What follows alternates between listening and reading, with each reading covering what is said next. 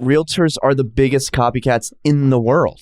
Research, R&D is, rip off and duplicate. That's what we're taught.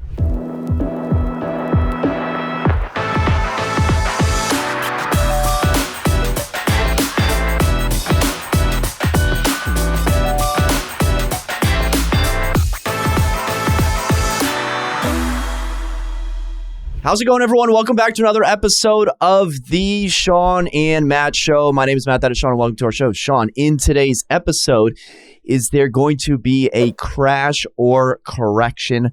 That is what's on everyone's mind. Yeah. So we are going to take a look at that, give our opinion, and go over what a high-ranking economist had to say about that. Okay. The second topic is going to be about a homeowners association that has fined a homeowner $40,000 over a few inches of a fence. An absolutely bonkers story. Everybody loves HOAs. HOAs suing homeowners over ridiculous things, over inches. And just wait till you hear the story, because it's just even more atrocious and asinine as we get into it. And then the third topic is going to be a real estate agent out of Minneapolis who, get this, is looking to trademark body language. Okay, Yeah. So I won't do it now, but there's a real estate agent in Minneapolis who is known for a certain pose, and he has filed a trademark for that specific pose with the United States Patent Office. I can't even say it with a straight face. Filing a trademark for a pose. Okay. Kind of ridiculous, but also kind of cool if you can trademark a pose. Hey, he started it, right? Even if he doesn't, he's now known for that pose. Shawn, you might walk down the street and accidentally infringe on this guy's copyright. You got to be careful. You're going to get hit with a cease and desist if you start dancing and you do this movement. So let's start with an article from Bloomberg.com. Coast to coast housing correction is coming, says Moody's chief economist. So the article interviews Mark Zandi, and I just watched him on CNBC or another outlet. So this guy is certainly making the rounds, and he's pretty much saying that there is going to be a significant change in the market in the next couple months. Prices are what he calls are juiced. Yeah. Barry bonds, they're juiced up right now. Barry Balco, real estate Balco, they're juiced up. But is there going to be a correction, Shawn? Zandi doesn't think so for a couple different reasons. Number one, housing vacancy rates are at an all-time low. So think back to 2008, the crash then. There were so many houses being built so quickly, so fast, so much development, and there just weren't enough buyers out there. There just weren't enough people to fill up those houses. Second reason he doesn't think there's a crash is because of the significant differences in mortgage underwriting. So think subprime loans in 2008 versus mostly 30-year and 15-year fixed. And then the third has to do with housing, flipping, and speculation. There is a lot of flips going on right now, but we're also seeing more buy and hold companies, unfortunately, buying entire subdivisions as opposed to spec people that were coming in. And that might have been you, spec flippers in 2000. When were you flipping houses? 2004, 5, okay, 6, so you 7. Yeah. And then it all stopped. Yeah. So Shawn, I guess my question is, do you agree with these projections? Because at the end of the day, I'm a real estate agent. I don't want to speak for you. I'm in the you're in the trenches. I'm in the trenches. And then this gentleman is looking at all of the data, everything happening nationwide in all the markets. And this is what he's saying. It's not really like a sky is falling prediction, but he is admitting, or at least disseminating information that says, yeah, guys, things are juiced up right now, and the next couple months things may take a downturn. So what are your thoughts on that? I think they already are. I think, if you look at listing data, you watch all the price drops in our area. Yes, prices are juiced. They're massively juiced. So what has to happen? They have to come down. And we're already seeing the price drops. We are honestly seeing lower showings in our area. And so everything is down. Now, that could be attributed to a couple of things. We are going into the summer months. These are typically slower. Everybody's on vacation. Everybody's going away. This is the July 4th weekend and forward. We know July and August are typically slower. Will it come back? Well, there are certain factors that are pushing this and pushing it over a cliff. And yeah, all right, there aren't as many homes available, which is different from the 2008 crash. But they're pushing everything down by increasing the interest rates so quickly, right? Last week, we saw a 75 basis points increase by the Fed, which is causing these interest rates to go up. In July, I hear that there's going to be another 75 basis point increase in interest rates. That's only going to slow the market more, and it's pushing it to a stop. And so what has to happen? There's people that still need to sell.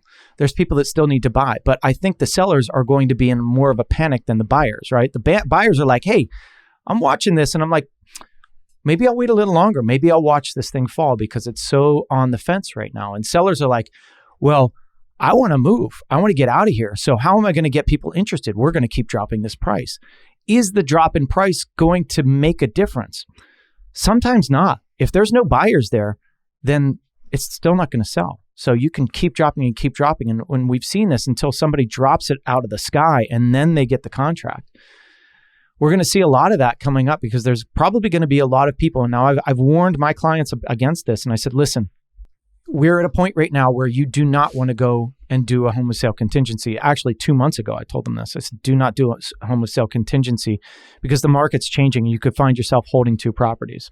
But I guarantee you there's people out there right now that are sweating because they're holding, they just bought a new house and they thought that their listing would sell right away. And now they're in a predicament and they've got to get rid of this thing. And they're probably in a locked loan on one side at whatever percentage, and that could pop up if they don't stay locked. So there's a lot of troubles going on right now. I don't know if it's going to be a market crash, but I think it's going to be bigger than we expect. And the reason I think that is because we've already seen the slowdown and we're still seeing rising inflation. So how's the Fed combating that? They're increasing interest rates. And then at some point, we're going to see the opposite effect where, oh no, we're going into a recession. And that recession, if we hit that cliff when we start falling into a recession, then they're going to spur, oh, we got to lower interest rates. So it's this cycle. And I don't know where it's going to stop. You know, we were completely wrong about the interest rates. Completely wrong. There's no way I could have predicted or said that the interest rates were going to raise 3% in 4 months or 6 months. I was thinking 1% the whole year. It's not going to affect anything.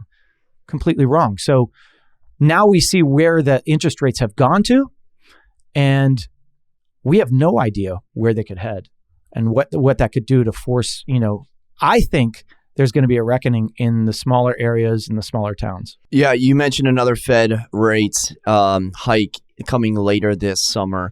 And to give you an idea, right now, weekly average for mortgage rates clocking in around 5.81. That's actually down a little bit. I think they touched 6 for a little bit. To give you an idea, a house at 585 with a 6.13% interest rate is the same payment as a house at $800,000 with a 3% interest rate. So someone who got a 3% interest rate for $800,000 is paying the same amount as someone that is going to get a 585 for 6.13%. And that is what pushed this boom for so long. That's why there were so many bidding wars and everything else, is because basically you had free money. I mean, my jumbo loan that I have on my house is 2.6%. It's ridiculous. 2.6%. 2.6. I hit it at the right time. But my same house right now, there's no way I could afford that payment where I am. I would have had to put so much more down to make it make sense. And, I could have done that. But I mean, it's just a totally different market. So that's what sellers have to start thinking about is, oh, well, this one 6 months ago got this price. It doesn't matter anymore. You have to look at the value of money and the mortgage rates and what they can get it for at a monthly payment. The monthly payment, the price never mattered. It was always the monthly payment. Right. And the article from Bloomberg cites a couple different cities that may be the top of the list for that reckoning. I know you mentioned maybe smaller cities than the ones I'm about to mention that are Phoenix, Tucson, and then Boise, which we mentioned Boise as the most overvalued market in the country. Now, I'm not going to take swipes at Boise, but I've been watching the Phoenix market from afar, and their inventory has shot up in the past month. And Phoenix is always that market that is first to go up. It's first to go down. It's first for the iBuyers. It's first for the flippers. It's first for everything. So I think that's definitely going to be a market to watch. Yeah, and I was reading an article this morning that was like the top 20 cities that could see this downturn or see the biggest reckoning. And to my delight, Tampa was on there because I want to buy in Tampa, right? I want that area. Not saying that I want all your values to fall, but I want them to go down for me to. Yeah, that was be a little harsh. I'm sorry, no, I don't mean it that way. I mean it, I'm selfishly, I want to buy. What I hear you saying is you want to buy in Tampa and you want to spend your money on the Tampa local economy. I do. I want to. You got to flip that around. Hey, you know what? When it starts going down, I want to help them out, and I'm going to help them out by purchasing property there, and then you're a good guy. Yeah, I mean, I figure the taxes there could then help out. So okay, well, speaking of taxes and helping out, who hasn't been helped out is a homeowner in Baltimore, Shawn, who was fined $40,000 for a few inches of a fence. They took the HOA to court. They lost, they appealed, and then eventually won, but not without a huge headache in between. This article comes to us from WMAR in Baltimore. This is a house in the Waldorf, Maryland area. And essentially, Shawn, the way this broke down was a homeowner installed a fence in 2017. They obtained permission from the HOA to construct the fence. However, later in the next year in 2018, the association then told her that the fence was encroaching not on another property, but simply on the community's common area, essentially a wooded forest behind the property. And the homeowner recalled that the HOA president told her that the fence, which was previously approved, was encroaching by exactly 8 inches. And so then the HOA began to send letters and actually fine the homeowner in the amount of $25 per day, dating back to November 2018 when they first sent the letter, which they backtracked and essentially accrued a $3,500 fine plus costs, attorney's fees, and all that entailed in the legal system, which added up to about $40,000 of fines and fees and court costs. Eventually, it went to appeals, and this homeowner won out, Shawn. But the fact that the HOA approved a fence, and it's not like the fence is going into another individual's property or going into a public right of way. 8 inches approved turns out to be a $40,000 fine. So what are your thoughts on this? Matt, we've done hundreds of videos, and one of our videos that gets a lot of attention is HOA, when we talked about an HOA and an HOA being sued. People hate HOAs, and it's for this reason. There's always going to be a power-hungry person, right? That's the problem with HOAs is you are elected to the board, and a lot of those board people are either, they're lawyers or sometimes they think that they have all the power. And that's why you have to be careful with what you do with HOAs. Now, what I'll say is the board approved the fence. Okay, good. Now what you have to do is make sure that you do a survey and that the company is putting the fence up correctly and on your land. That is one of the basic things that you have to do whenever you put up a fence, to make sure that that is on your land. So they do have a right to go after them, even if it's an inch. That's the tough thing. Could they have changed this, or could they have gone about this a different way? Yes. And that's the problem. Somebody had to be a jerk and say, oh, we're going to do this and we're going to go after you and we're going to fine you from 2 years ago, $25 per day, and it's going to equal this. That's ridiculous. How do you resolve things in a friendly manner? How do you get them done quickly in a friendly manner, in a nice, cordial way, and say, listen, hey, unfortunately, your fence is encroaching on the HOA's property. We would like you to please just put it back. you have to move it X inches on this side, and this is where it should be. Have that fence company come back out. Maybe the fence company will cut you a break in the cost and say, okay, we can do it. The fence is there, right? Picking it up and boom, moving it a little bit would have cost, maybe a couple $1,000. Is it a little bit overboard to push them for a couple inches? Maybe, but what happens when people start taking advantage of that over and over and over again? So you have to set a precedence there. But I think they went around it completely the wrong way. So to give some more context, the homeowner originally was sued by the HOA. So the HOA brought her to court, and then the homeowner represented herself and shockingly lost. And then immediately afterwards, she moved the fence within the boundaries and then had a new survey come out. But then the HOA said that it's still not in compliance. And at that point, she took the HOA to court. And then the attorney for the homeowner, she hired an attorney, said that the new complaint was within an inch. So 1 inch, still in violation, still going to court. And the attorney representing the HOA, to your point, said it only matters if they're encroaching. And if they're encroaching, they're encroaching. And the thing is, everyone makes mistakes. HOAs make mistakes. Homeowners make mistakes. In fact, in this very building that we're in, the HOA approved a previous renovation on a balcony. There were some tiles that were installed, and it was approved by the GM. And then we go to sell it. It wasn't even the current sellers that had made that change. They bought it, and the GM said, yeah, these are fine. And then we go to sell it. Lo and behold, the GM says, no, these aren't fine. You need to remove these immediately. I don't know whose issue that was, but they did offer a solution. They said, we will remove these free of cost. So I'm wondering why this HOA didn't just say, hey, there's a violation here.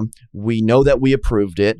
This was actually a mistake. What we're going to do to fix this is move the fence back on our dime because it was their mistake. Apparently that didn't happen, and now a bunch of people hate each other in Waldorf, Maryland. Yeah, HOAs are tough. And again, it seems like a power-hungry person, a vendetta, right? But the thing is, here's the key with HOAs. These people that are board presidents and whatever, they're volunteering their time. And it's like a second job. I went on a listing appointment the other day, and the guys had been the HOA board president for like decades. He had so many files and all this stuff just filling up. And he's thinking of selling, and he's like, I don't know who's going to take this over. But think about any new position. You're going into a new position. You get a new president there. They're not going to know all of the rules and regulations. And they should, right? They should read all of those documents and go through them. And what they didn't do is this board president went and fined the person $25 per day retroactively. And in the actual documents, what the lawyer of the homeowner said is that the documents actually restrict them from doing all of that stuff. So that's why this court case was then overturned, because they tried to take advantage and say, oh, I'm board president and I'm going to, cause you grief and charge you $40,000. But then they look at the actual documents and said, you're not allowed to do that. So, if you're taking over the board in some instances, you got to read those documents, and those documents change all the time. And there's always new things coming out. It's so hard to keep up with, and management companies change all the time. People in those positions change. So you got to be careful. Lots of different ways about going about disputes, and maybe there was initially a cordial way. I know letters were sent, but certainly when you get to this point over this issue, it seems like they're making a mountain out of a molehill. But I do enjoy rules, and I don't like when rules are broken. And if a rule is broken, I hope there's an amicable solution. And unfortunately, it doesn't look like that was the case in this scenario. Yeah, it's unfortunate. All right, let's move on to our third topic, maybe lighten the mood a little bit. This comes to us from KSTP.com in Minneapolis. It actually comes to us from a lot of different sources. This guy is really good at putting out news. Kris Lindahl, I knew I was going to mess that up. Kris Lindahl applies to trademark signature arms out pose, Shawn. So there's a real estate agent in Milwaukee, and his thing, what he's known for is this. He's got billboards all over town. He is the arms out realtor. And I actually, I like the shtick, because it's his like whole mantra, and his business and his company and his culture is like, we're just an arm's length away, like we're here to help you. It almost looks like he's giving you a hug. It looks like a very friendly and powerful pose, to be honest. And he is going as far to trademark this pose, because what he's seen is other people in the industry and maybe in his own city are copying him. So last week, to prevent consumer confusion and to stop industry copycats, his company applied to trademark the stance, according to documents filed with the U.S. Patent and Trademark Office. Shawn, what are your thoughts on a realtor attempting to trademark body language? That's a tough one. I could see it locally, right? In the area that he does it, somebody else tries to do it. It's kind of like, I mean, who would do that? But we know people do all the time, right? One of the realtors things are the biggest copycats in the world. Research, R&D is, rip off and duplicate. That's what we're taught, right? It's like, all right, take what this is and kind of do it in your own way. And there's plenty of people out there that are constantly doing that. And we take ideas from other areas and we're incorporating those into our everyday. But this is going to be hard. I mean, I can see it. His billboards are all like this, right? Please don't sue me. Don't let me take this down. But it's going to be tough. Well, all right. Well, let me give you some background. This isn't just a guy. It's not just him. He has one of the largest producing teams in the United States. The Real Trends came out this year with their 2022 mega trends. Trends for mega teams. So a mega team is a team with at least 21 plus agents, Shawn, and he came in at the number 7 position in the entire United States. So his team did over $1 billion. If you're doing $1 billion, that's in Minnesota. Look how many zeros are on that. $1 billion. Insane. So he is up there. I mean, in terms of real estate teams, it's not an individual, it's not a small team, it's not a big team, it's not a large team, it's a mega team. Shawn, there's over 300 agents. At this point, it's a brokerage, right? It's a brokerage. And it is his broker. It is lit. It's not like, oh, he's this, Kris Lindahl with this brokerage. It's his own brokerage. So, I mean, incredible Google reviews, incredible web presence, number 7 in the entire nation. And I want to give you a little food for thought on copyright. So, did you see recently Ohio State filed for a trademark? Mm-mm. They filed for the word "the." So you know how it's like the Ohio State? Mm-hmm. So they filed for the word "the" and they got it. Wow. They trademarked the word "the." So you can't say "the." I think you can say it, but there's a certain context and they can monetize. I'm not a trademark expert. I just saw that Darren Rebell on Twitter said that they filed for it and got it. So there's that. And then another more relevant trademark having to do with body language, Usain Bolt. You remember that guy? Yeah. Do you remember what he did when he won? This. Yeah. So he did the whole boom, arrows pointing. By the way, just an incredible like the electricity in the air when that dude runs 100 meter. I mean, we're talking 2008 in Beijing, 100 meter gold medal. 2012 in London, 100 meter gold medal. 2016 Rio, gold medal. Just straight. I think he had like 8 gold medals. Like when that dude races 100 meters, I feel sorry for the other competitors because he's winning. So what the courts found or the patent office found in that specific case is you can't necessarily trademark body language, but what you can do is trademark logos and merchandise. So you print out that body language, throw it on some merch, buy the merch, and then you trademark that merch. So I think, this isn't just some guy that sells a couple houses on the weekend. He sells $1 billion worth of real estate. He has a very recognizable brand.